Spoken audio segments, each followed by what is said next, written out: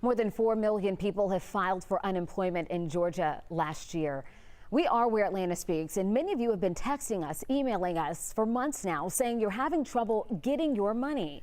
We hear you, and tonight, Reveal investigator Rebecca Lindstrom found there's a reason Department of Labor workers haven't gotten back to you. So this is sunshine. Yes. Have you spent much time in this? No. Not at all. How does it feel? Feels amazing. Stacy Jones hasn't seen a lot of sunshine in the past year. Maybe in a car. It's coming through the window. Jones has done more overtime than just about any other state employee.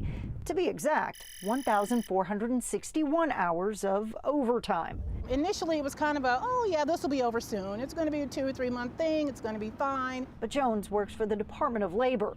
Yeah, the department that processes all of those unemployment claims. The phones ring off the hook daily, so we're answering calls all day, emails, responding to voicemails. We pulled the data for the past 3 years. Traditionally, the state employees that perform the most OT work for the Department of Juvenile Justice and Behavioral Health, correctional workers, and home health aides. But 2020 was the dawn of something new. Last year, 11 of the top 50 were from the DOL, all with more than 1,000 hours of overtime. There's a lot of people here who haven't taken a day off in a year. And when I say a day off, I'm including Saturdays and Sundays. And Commissioner Mark Butler says he's not sure when that will change. Well, the unemployment rate is dropping. The DOL still gets 25,000 new claims for unemployment each week. That's more than his office typically processes in a month. If you would have told me that in basically 1 year's time that we were going to be required to pay out $20 billion in unemployment benefits, I would have thought you had lost your mind. But if you're still the one waiting to get paid, you might feel a little crazy.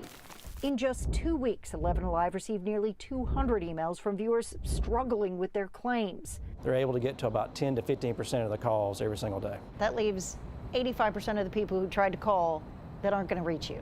Well, that's what happens when Congress puts 85% of the responsibility of financial relief on a department they've been underfunding for 10 years. Butler says it is Congress that casts this shadow, approving complicated federal unemployment programs with no state systems in place to make the payments.